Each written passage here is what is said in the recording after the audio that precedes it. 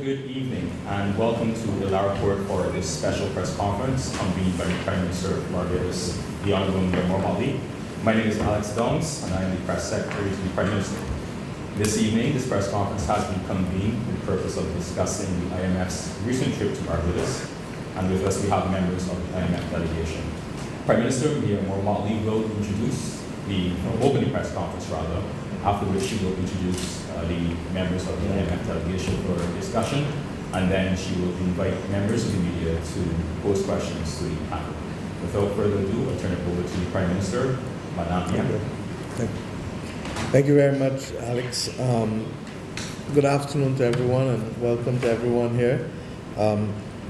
As you know, when we last met and entered for the first time into a program with the International Monetary Fund, we had the opportunity not just to have the conclusion meeting with the members of the fund, but we, as is typical, will meet with the public and the press in order to be able to express what has been agreed to over the course of the last 10 days and to reflect also on the discussions that have been held, because they don't only work with government, but they work and discuss with a range of entities across the society, from the private sector to labor to other entities that are interested with the process.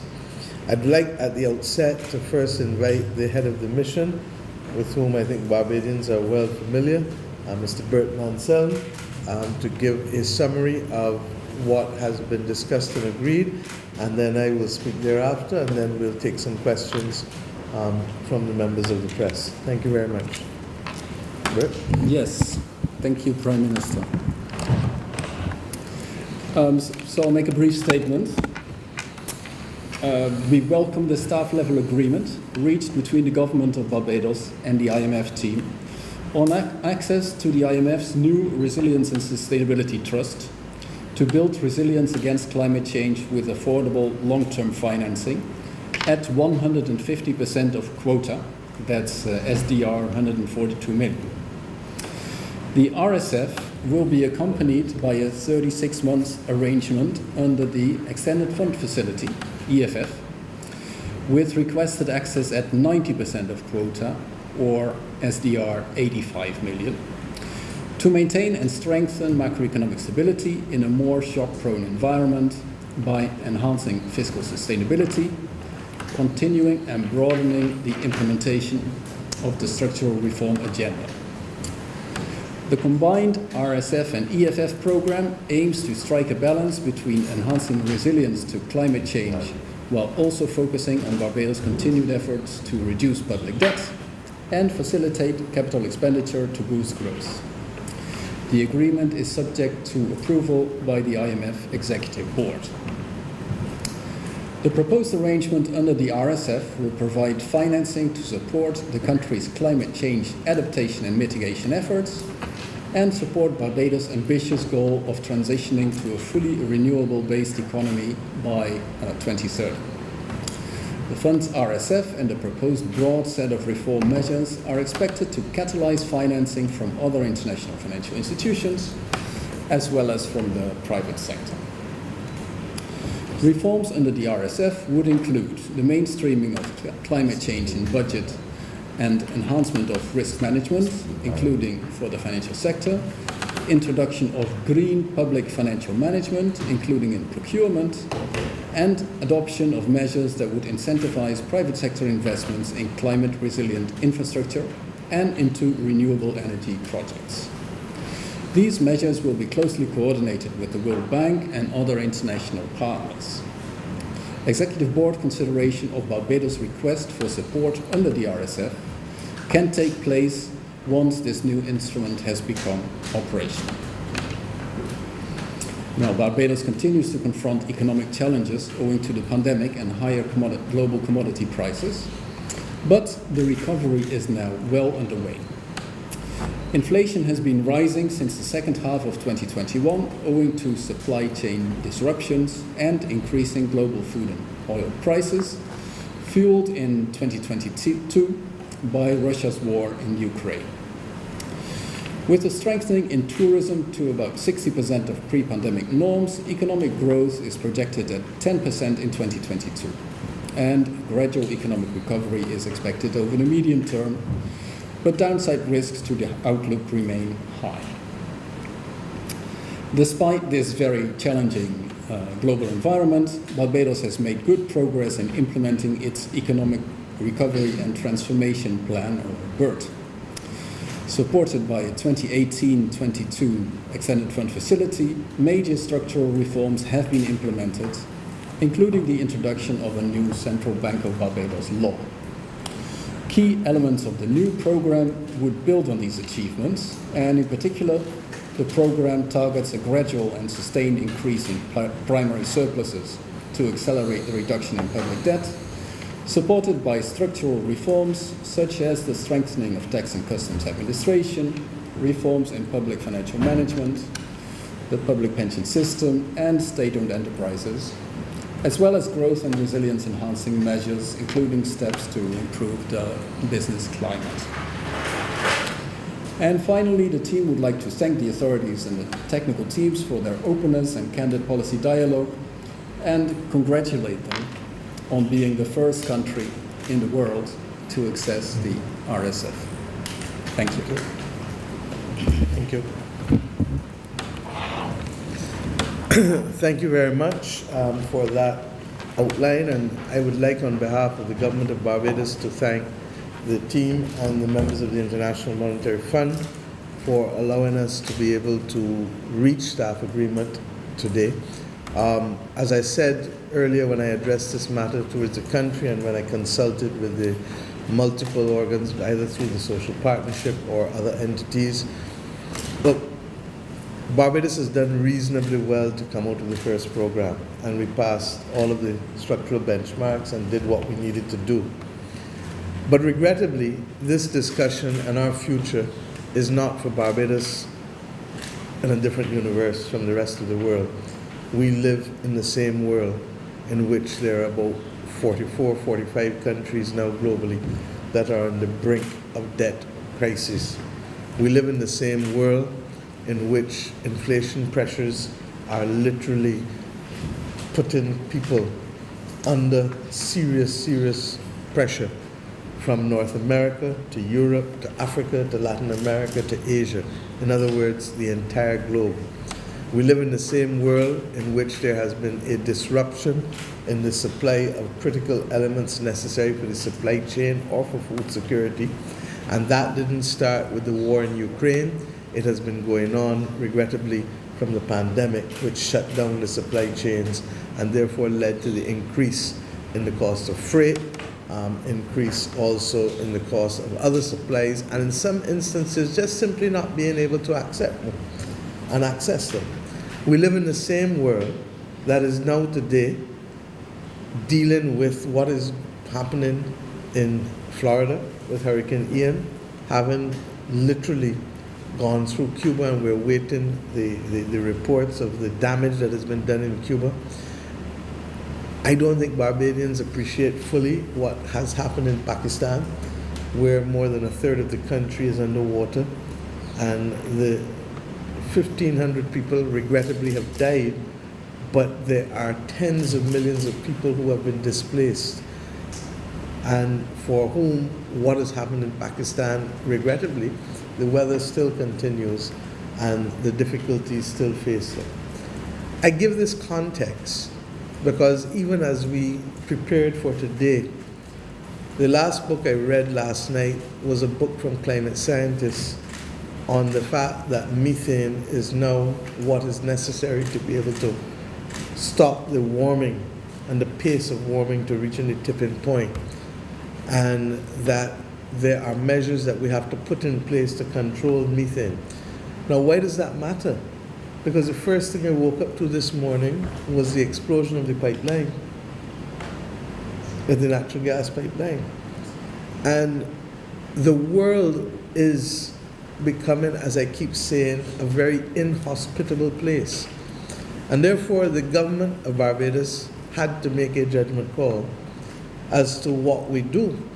There's certainly enough, and as you saw, Standard & Poor's gave us the same rating, held our rating at a time when they have downgraded many, many others. But above all else, perhaps even more warming, is that they gave us a stable outlook. To have a stable outlook as a small developing country coming out of an IMF program at a time when the world is facing triple crises is in truth and in fact a statement of encouragement and confidence.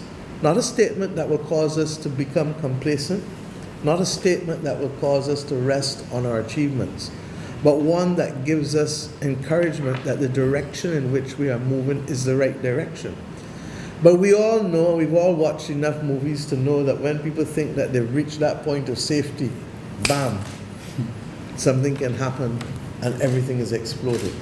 And therefore, what we do today is really to make an interpretation of the environment within which we are functioning and to determine that the best way to treat to this environment is to not only have to meet the overcast nature of the global economy and the occasional thunderstorms and hurricanes that it is presenting, but the best way to meet those circumstances is to make sure that we have a raincoat, an umbrella, boots, and any other type of equipment necessary to protect the 300,000 or odd souls who inhabit this 166 square miles.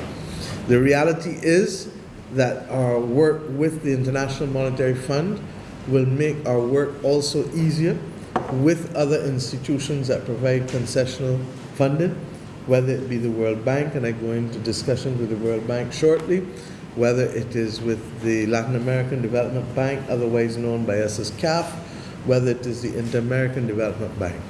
But I want to put a few things in context this afternoon very quickly too, because I realized, and I started to do it yesterday for those of you who were with me when we did the groundbreaking of the hotel at Hastings.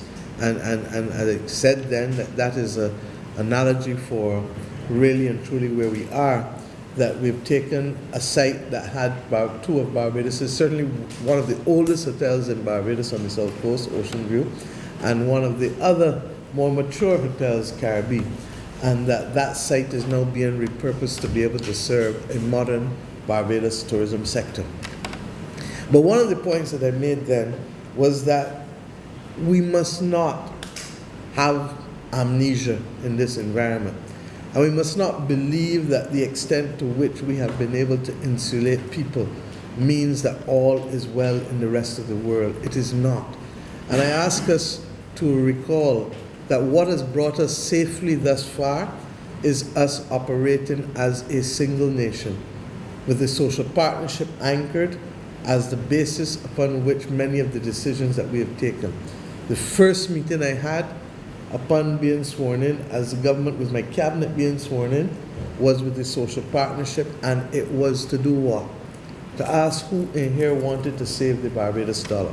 I speak to you today against the backdrop that one of our greatest and largest trading partners is in fact facing devaluation on a fairly rapid basis, so much so that you have asked me what I believe are the consequences for the Barbados economy, given that the British account for 40% of our tourism sector.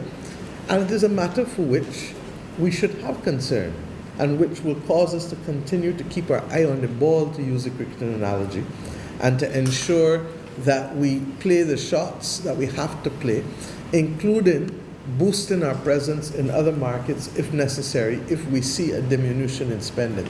The truth is, however, that we do have perhaps, and have always had, a slightly different demographic with respect to those coming here, but there is no doubt that everybody will be hurted, and therefore we have to be prepared to open up and to boost other markets to potentially offset what could happen there.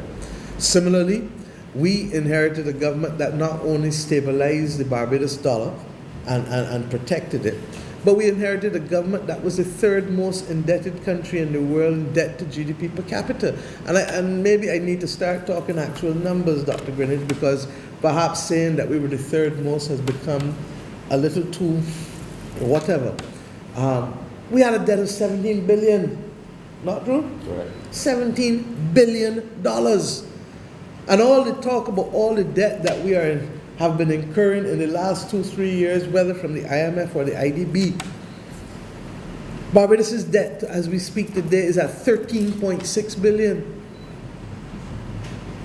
A clear almost $3.5 billion less than what it was when we started.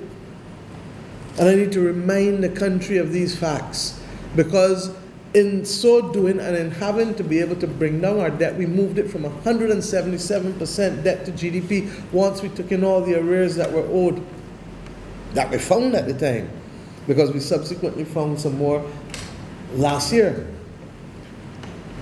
But we were able to bring the debt to GDP ratio down to 118% because of COVID and no people coming to the island as tourists.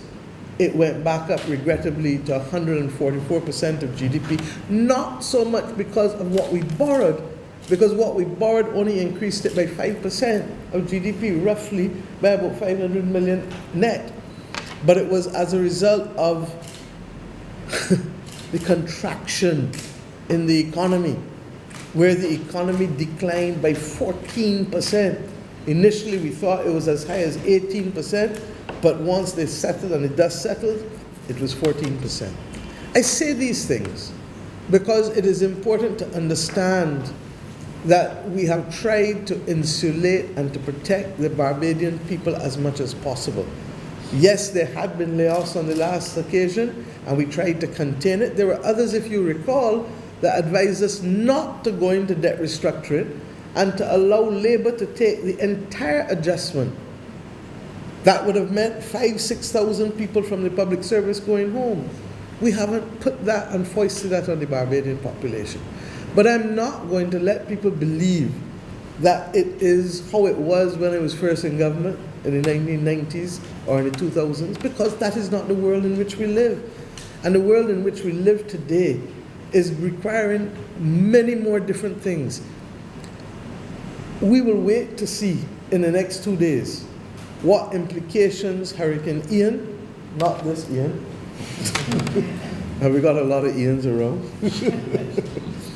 but we will wait to see what implications it will have for food supply in the Caribbean.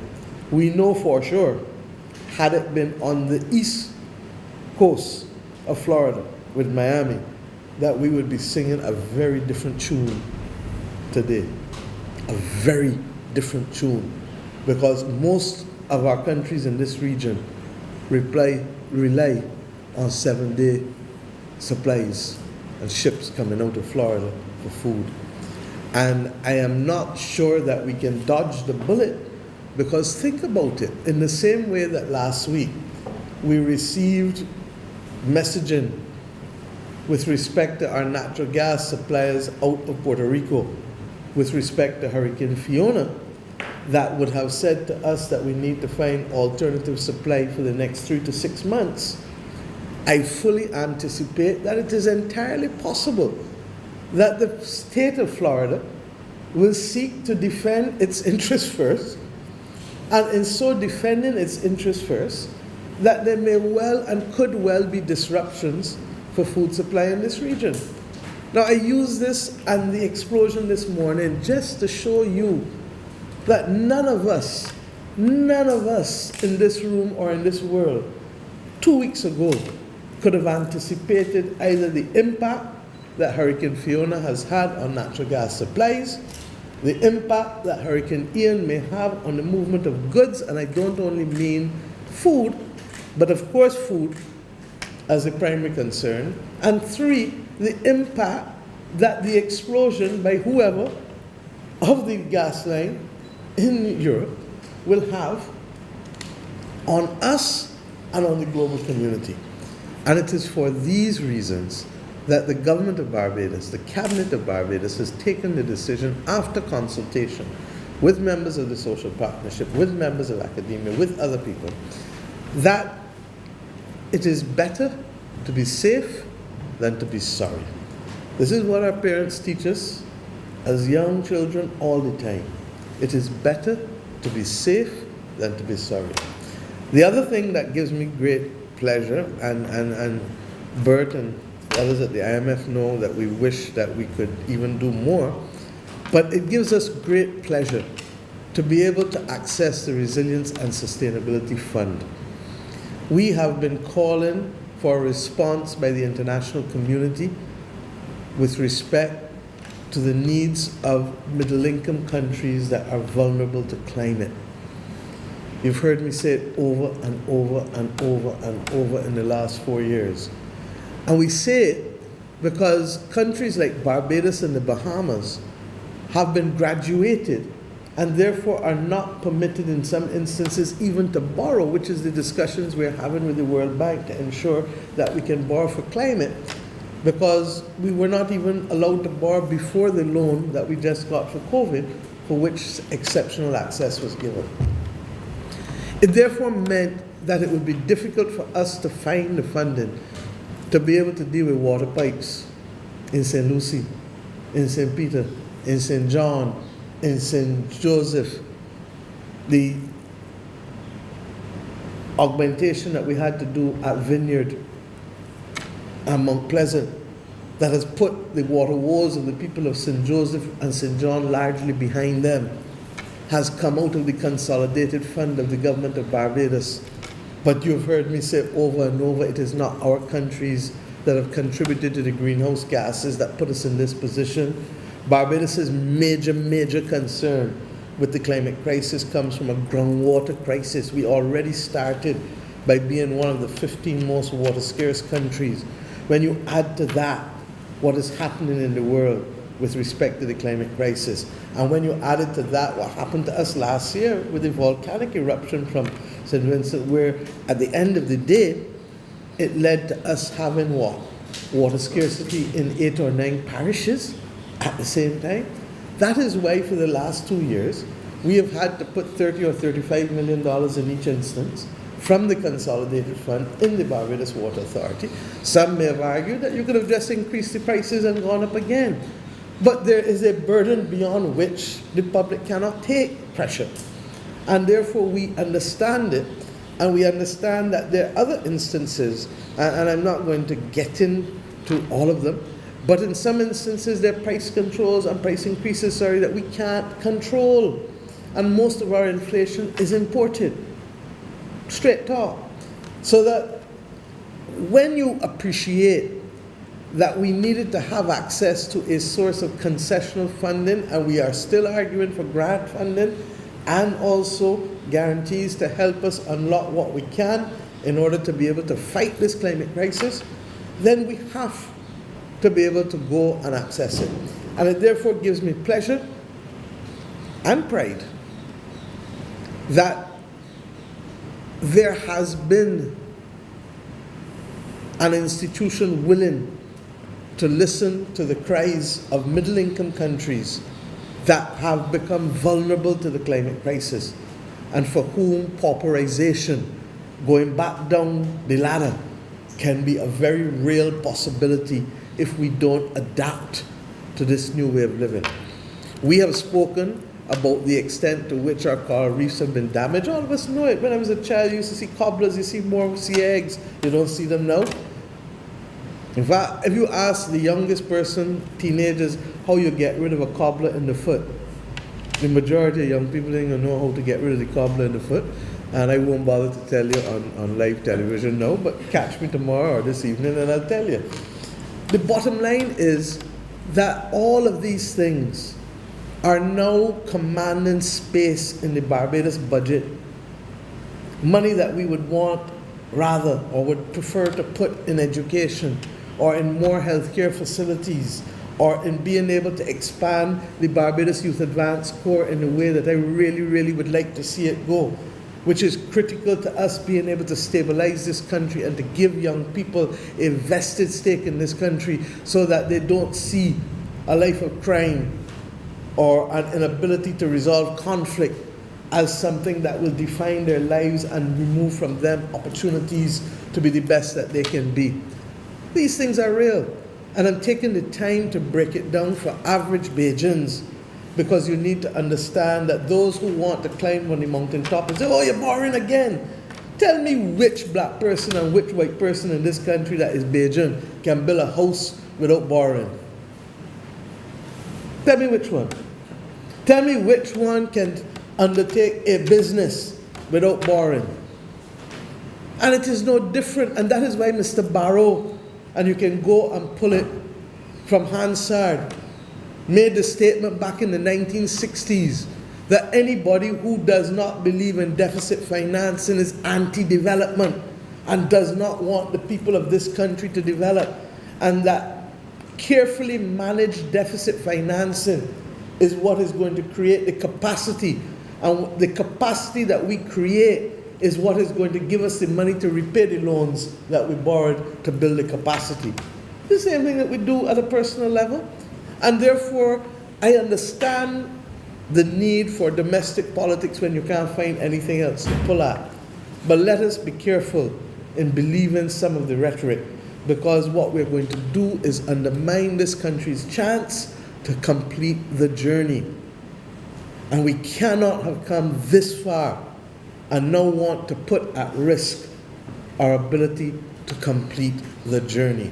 And I'm going to speak, I promise the people of this country that I will speak frankly and openly on all of these matters, because the country that educated all of us deserves better from us. And a country that has sustained us through the worst pandemic in 100 years, and a country that has sustained us in spite of a few thousand people losing their homes. And believe you me, I am as unhappy as anybody else about the pace at which the recovery effort has been taking place with that. But I'm also conscious of the supply chain disruptions that we're facing and other difficulties that we've had to face with respect. Look at this. Every afternoon now you have almost convection showers and thunder showers in Barbados. You can put your watch to time it. I'm accustomed to that in Jamaica and Miami. I'm not accustomed to that in Barbados. And that is living testimony as we speak here of the changes that we're facing. So, are we out of the woods? Not fully. But have we come a long way from where we were? Significant progress has been made. But we can't drop our guard, and we can't behave as though we're ready to throw fits and get on with life as it was before, because it is not as it was before. Must we have hope for the future? Absolutely. And I see the hope expressed daily. I just came out of a meeting before coming into this meeting with another set of people who want to be able to help us diversify the basis for our economy. Not just tourism, which we must renew and refurbish, as you heard me say yesterday, because a mature tourism industry cannot finance a country's development when it is aged and when it needs that repurposing. And we're working to do that not just through the BEST program, but building on the BEST program with that. The BERT program, the Barbados Economic Recovery and Transformation Program of 2022, that is going to be, you will see, the growth plan is very much there, just as it was in 2018. And we believe that our commitment to food security and our commitment to Barbados as a logistics hub and our commitment to continuing to educate our people to provide the skills and training to them that is necessary not only for them to get jobs here, but for them to stay in Barbados, as we've been talking about, and do cybersecurity training and other aspects of training where they can work, becoming global citizens with Bajan roots, but being competitive in the salaries that they receive that are not just anchored by what the Barbados environment can provide. We are satisfied that we can be that logistics hub with the air and sea bridges, whether to Africa, to Europe, to Central and Latin America, and with a hop, skip, and a jump even beyond. Why? Because geography has always positioned Barbados to be that place even before there was technological improvements in transport. And you know I'm talking, regrettably, 4 or 5 centuries ago when we were used for different reasons to be that entrepot. At the same time, we recognize that there are opportunities to be able to open up, because northern Brazil is landlocked. Guyana and Suriname don't have the air access. We have over 27 flights a week to the UK. We have at least 21, 22 flights to the United States of America. And we are a sub-hub within the region in terms of maritime logistics. So that there are things that we can do, but we must continue to make the doing of business easier. And my fear is that one of the downsides of being involved in COVID with the pandemic and having to work from home is that we have allowed that to dull our efforts in a way that I know we can overcome as a nation. Barbadians know deep down that people have choice and they don't have to come here. They don't have to come here as a visitor. They don't have to come here as an investor. They don't have to come here to trade goods. And if we want them to come here, then we have to simply be the best that we can be, retaining a unique Barbadian charm, but giving people the quality of service and the delivery of service in time that makes a difference. Now, is this going to change overnight? No. And it's the hardest thing that we've been trying to fight, because it was almost as if the country shut down, not just in COVID, but in the years before we became the government as well. And therefore, it is a conversation that requires me talking to you and persuading you, and then you and persuade you, and then you and persuade you, and then you and you. And therefore, cumulatively, it takes time. And that's why people say you can't change a culture overnight. Okay? But it can change. There was a time when people would tell you banjo can't play on a Sunday. You know that. Now you're writing music to play Sunday to Saturday. You understand? And we all know that. Point is, it can change.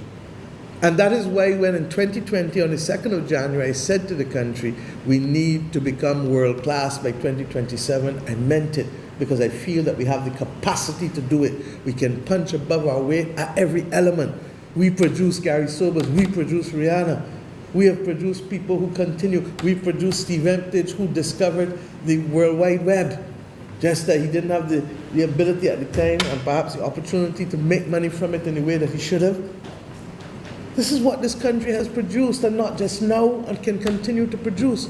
But when COVID came, like a good cricketer, you had to take fresh guard. And we took fresh guard.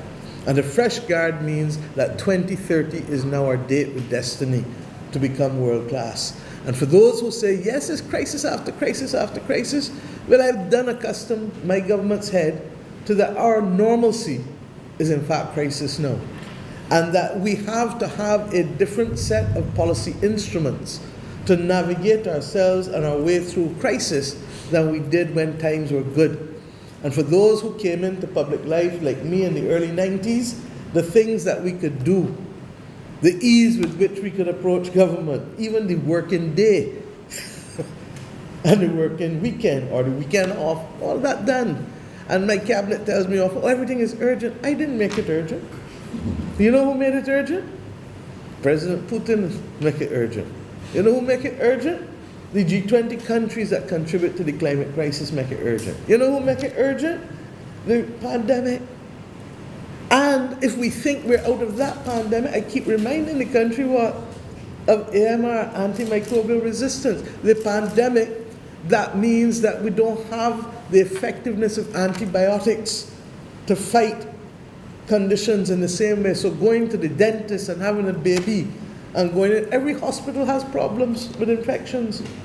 And all of these things cannot be rendered as easy as we would have been able to solve them as before, because the antibiotics that are coming on the market are not as effective anymore. And I know, because we see it happen to people here, far less people overseas. It is the third biggest killer in the world now, and threatening to become the first. And then we're living in a world as well where soil is degrading, and therefore the yields and the food that comes from that are also suffering, not to mention the implications for fertilizer. I done talk. And I done talk because I need us to understand I'm going to keep talking on other occasions. Why? Because it is only by coming together as one people, one nation. That don't mean 100% agreeing on every single day, but the major thrust and trajectory has to be something that we are all on together in terms of becoming world class by 2030, in terms of the arsenal of policy measures that we need to have to fight these things that are coming upon us like that without warning in some instances, but a condition that tells you that if your new normal is crisis, then you have to be able to be ready and don't be surprised and don't be say, oh, woe is me when the morning comes. You have simply to stand up and play the shots. And the government and people of Barbados, I am convinced and confident, can stand up and play the shots. It doesn't mean that we do it alone. And that is what this IMF program is about. That sometimes we take the assistance that we need in order to propel us. And we are not only doing the enhanced fund, extended fund facility, but we're also doing the resilience and sustainability fund, because that money for the first time is 20-year money with a 10.5-year moratorium. In other words, break it down, you're not paying nothing for 10.5 years, so you got time to catch yourself. Was the first thing a Bajan is telling when they're under pressure. Give me a little chance to catch myself now. Because once I catch myself, I know I can do what? Be able to do what is being asked of me. And that is what that money does. Thus far, the IMF has been able to get contributions of special drawing rights to help fund that. I think it's 40 billion that you've received. But we are making the case for more because we know that that is not enough. Just as I continue to make the case as I've done last week and week before for what we now call the Bridgetown Initiative, in order to be able to get the World Bank to reform itself and to become a global public goods bank, and to get the IMF also to be able to do more with the special drawing rights. But we recognize that that requires the political will of countries who sit on the board. And that is where you see me making the point, as I did to the Gates Foundation last week, that we need Congress to step up to the plate to allow us to be able to have the repurposing of these special drawing rights, which are really just another form of reserve currency. And they weren't always there. And I asked the question, what was so special about 1969 that the leaders of the world could create and amend the Articles of Agreement of the IMF to create that reserve currency, and that we can't find the agreement today in 2022 when the world is facing far more problems than it did in 1969. So when you see me speaking outside and doing things outside, believe you me, it is because I want the brown water in St. Lucie and St. Peter to stop. And in order for us to borrow the money and to get the money to put down new mains across this entire country, we need to be able to access the cheapest money that we can do. The British put down their mains when they had an empire. I only got a country. And therefore we need to be able to find affordable ways to do it. Or when you see us out there making the case, it is because we cannot afford for all of our money to go in coastal defenses and in water and desal plants, when we need money to be able to boost our healthcare system and to put more money in prevention. Barbados has a diabetes epidemic and we got to wrestle it to the ground. But we need more money also to be able to reform an education system that was a 1940s education system that was intended only for the top 30 or 40% in the society to be educated, and the rest just to be managed like a herd of cows. Or when you see me speaking, it is also to ensure that we can find the money, as I said, so that the Barbados Youth Advance Corps can take truly the 1,000 people or even move up to 1,500 youngsters a year, so that they are exposed to the things that will anchor them and root them in this society, giving them opportunities even before they go to post-secondary training institutions. Or that will allow us to be able, my friends, to have the reform of a welfare system that can allow us truly to recognize that intergenerational poverty is not only caused by lack of economic opportunity, but it is also caused by social problems and inability to deal with violence and inability to deal with conflict. And all of these things this government is currently doing. But we're slowing the pace on all of them because we don't have the fiscal space. We don't have the money that I would like for us to do. Because when all is said and done, let us not forget, and this is not about the blame game, but we inherited a country where the debt to GDP was the third highest in the world, and where the level of arrears not paid was close to $2 billion, $1.9 billion, and where because of the incompetence of the, or inefficiency, I should say, of the computer systems that BRA initially had, that we now find that there was a set of money that we still need to deal with from last year. And quite frankly, we equally need people to understand that now is not the time that we're coming after people with vengeance, but the old people tell us a little with content is great gain. And if you know that you owe NIS or you owe the revenue agency, come and enter an arrangement. I'm not sending you to the bank to get a loan from the bank and the bank run your boat for 3-4 months or 6 months and then don't give it to you. I'm saying go straight to the agencies and we will enter arrangements with you and settle the terms of those arrangements that recognize that people have cash flow issues as well. But don't take a 6 for a 9. Don't not pay for a year and expect that you're going to get away, because if you don't pay for a year, the original agreement kicks back in. That's what the law of compromise is.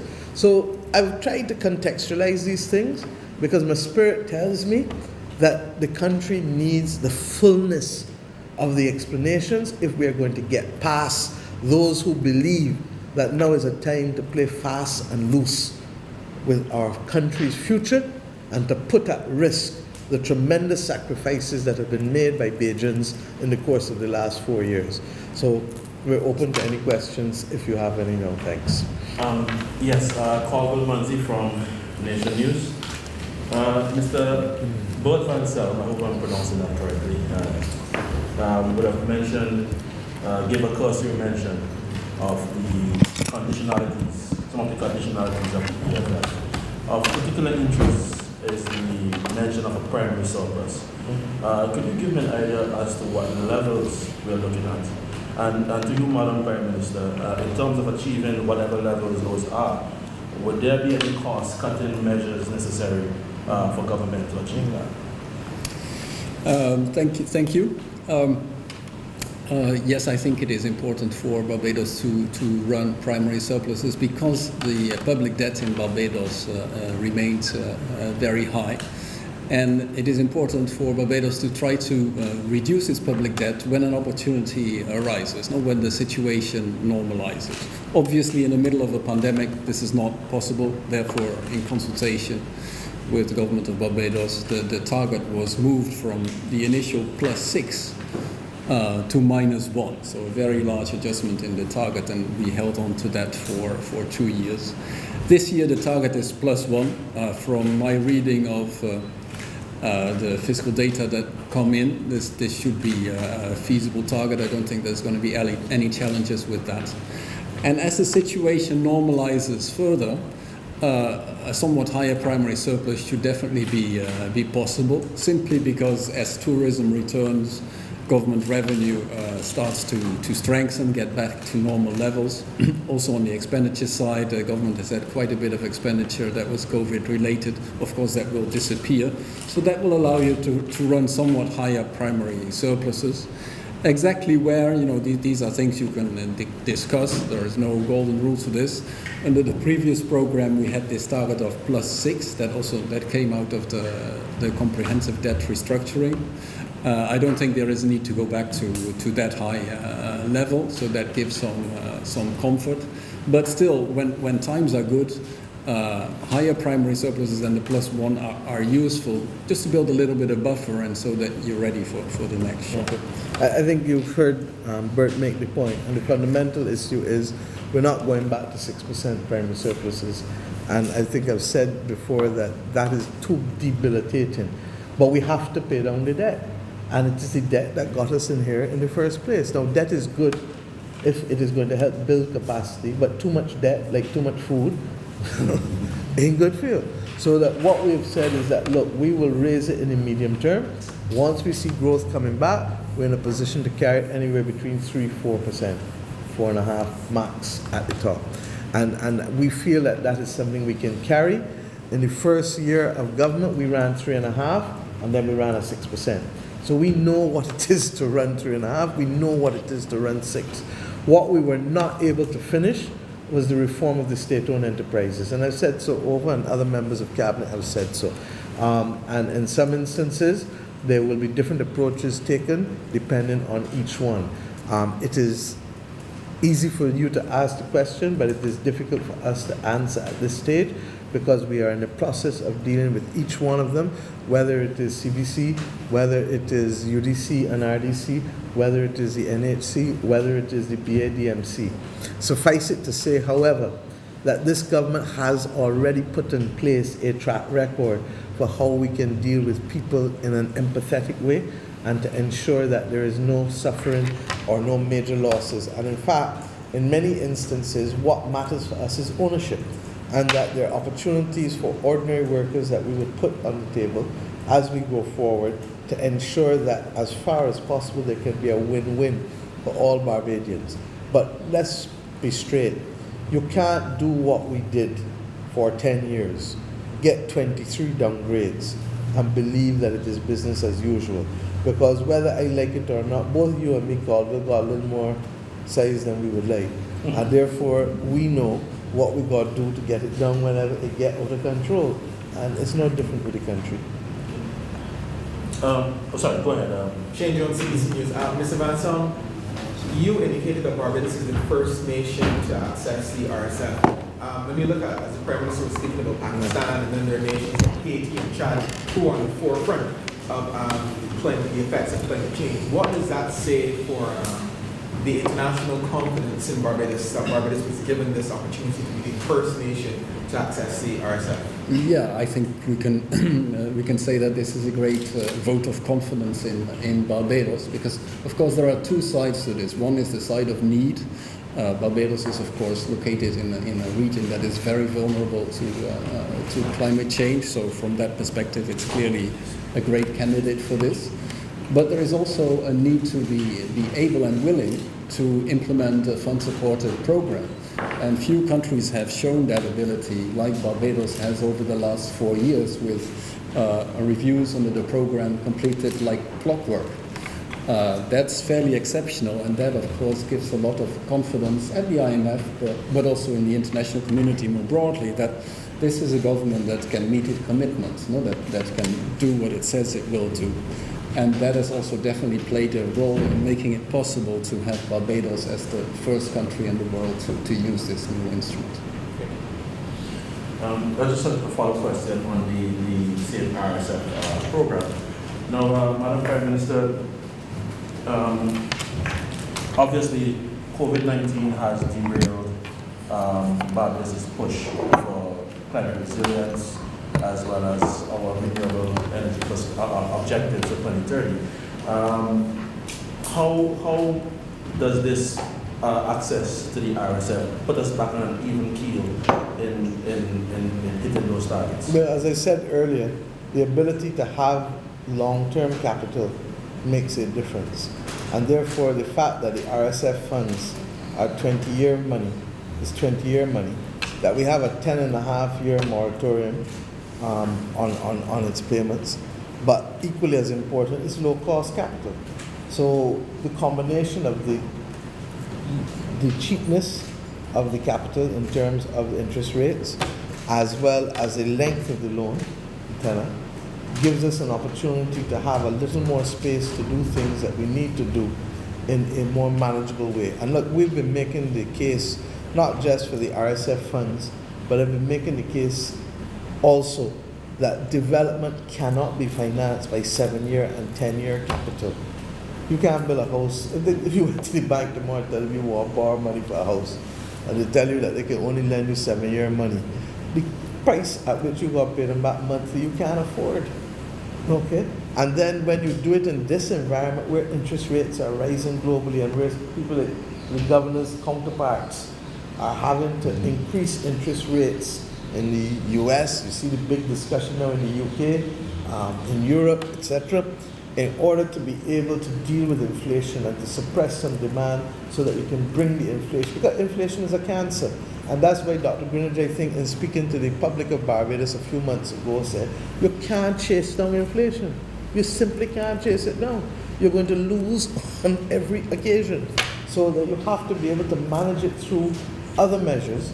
And one of those key measures is the way in which central banks use monetary policy in order to control inflation.